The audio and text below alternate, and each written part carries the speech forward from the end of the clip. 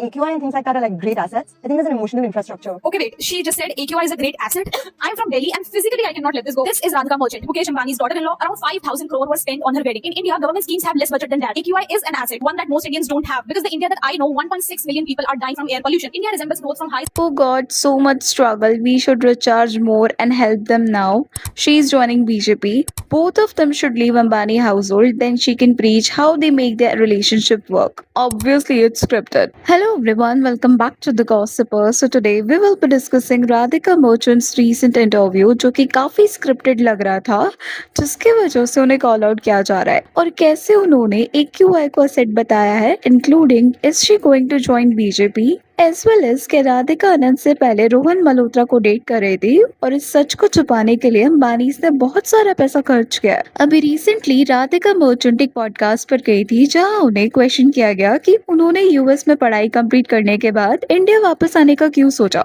तो राधिका बोलते हैं कि उन्होंने अमेरिका में मोदी की रैली अटेंड की थी मेडिसन स्क्वायर पार्क में और उसके बाद she decided to come back to India. You studied at India, you studied pol science, you decided to come back to India. Why so? So Trump was just becoming president, the election campaign was going on. Things were really in turmoil at that point. And then think about what was happening in India at that time. Right, the BJP was coming in with a huge mandate. We had unbelievable public infrastructure in terms of Aadhaar, UPI, Geo had come into effect.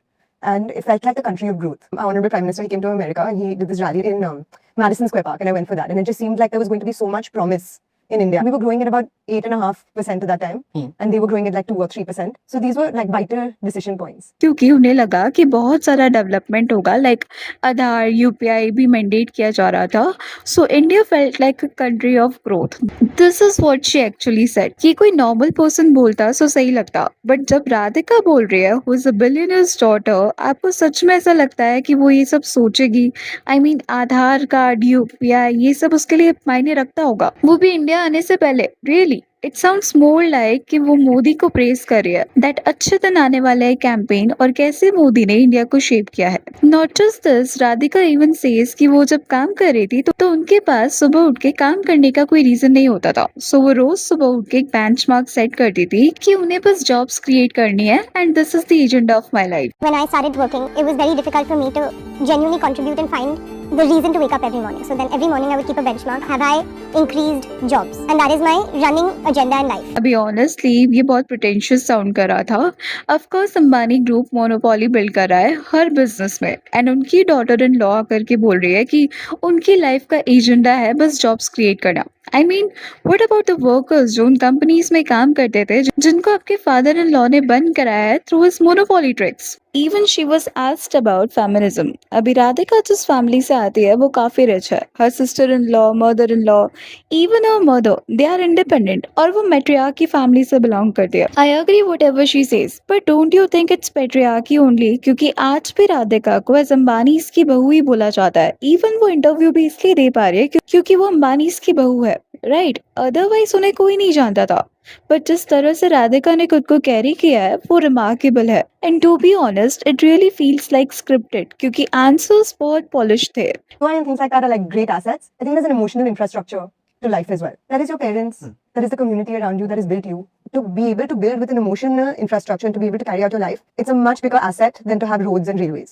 As a person, it depends on your moral standing. Like I had a huge feeling of responsibility to build for the country. But when she talked about EQI, stating कि EQI is an asset और emotional infrastructure build करना important है roads and railways की जगह। अभी may be वो emotional intelligence को importance देना चाहती होगी, लेकिन roads and railways से much better emotional intelligence कैसे हो सकता है? I mean, what if आप जिससे emotionally connected हो वहाँ रेलवे स्टेशन ही नहीं हो तो आप कैसे मिलोगे? 1.8 lakh people die every year in India because of road accidents और उस कंट्री में you are coming up and saying कि emotional intelligence is much important than roads and railways. Are you serious?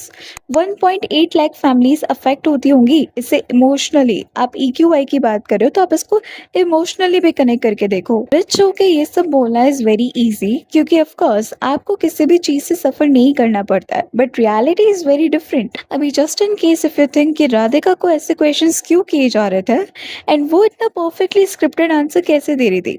So if you guys will notice ना तो comment sections में आपको hardly negative comments मिलेंगे और ऐसा नहीं है कि पीपल आर नॉट ट्रोलिंग हर, लोग ट्रोल कर रहे हैं लेकिन कमेंट्स डिलीटेड है, राधिका के लिए मीम पेजेस तक पोस्ट कर रहे हैं। प्लस इस पेज की रील्स पर multiple fake accounts positive comments कर रहे हैं अप्रिशिएटिंग राधिका, एंड जो लोग ट्रोल कर रहे हैं उनके कमेंट्स डिलीट किए जा रहे हैं, which is of course not new. But the question is कि राधिका को प्यार करने की नीड क्यों पड़ी? So see, if you guys remember, Radhika ने जामनगर के प्री वेडिंग इवेंट में अनंत के लिए एक बहुत ही इमोशनल स्पीच दी थी।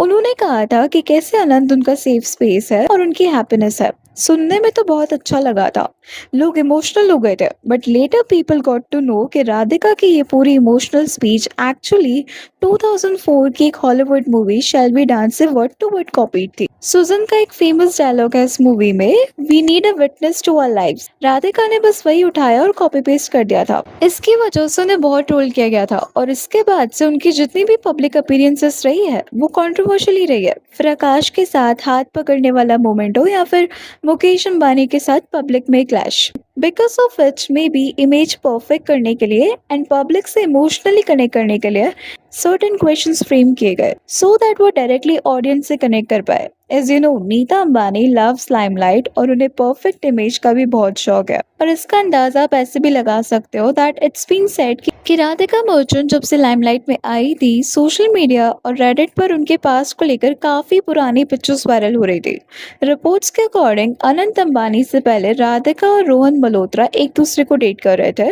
ये उनके साउथ बॉम्बे फ्रेंड सर्कल के डेज की बात है, जब रोहन और राधिका काफी क्लोज थे और उनकी दोस्ती धीरे धीरे रिलेशनशिप में टर्न हो गई थी। लेकिन जैसे ही पता चला कि अनंत अंबानी का राधिका पर एक बहुत बड़ा क्रश है, तब इस हाई प्रोफाइल सर्कल में इक्वेशंस चेंज होने लगे।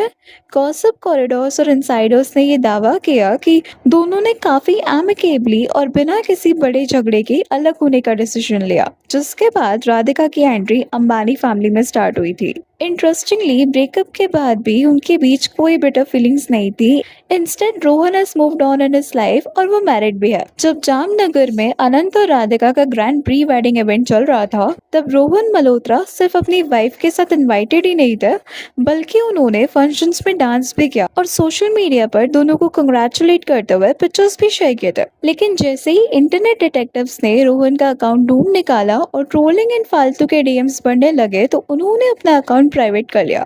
कुछ लोग क्लेम कर रहे थे कि अंबानी के स्ट्रिक्ट पीआर सेल ने इस सारी पास्ट हिस्ट्री को इंटरनेट से क्लीन और वाइट वॉश करने के लिए काफी एफर्ट्स लगाए हैं, ताकि प्योर लव स्टोरी का इमेज बना रहे। इसीलिए राधिका का ये नया अवतार भी काफी वेल प्लान पीआर स्ट्रेटेजी और इमेज मेकओवर का पार्ट ज्यादा लगता है। Anyways, that's all for today. Please let me know your thoughts on this in the comment section. And अगर वीडियो अच्छी लगी है तो please like, share and subscribe जरूर करें।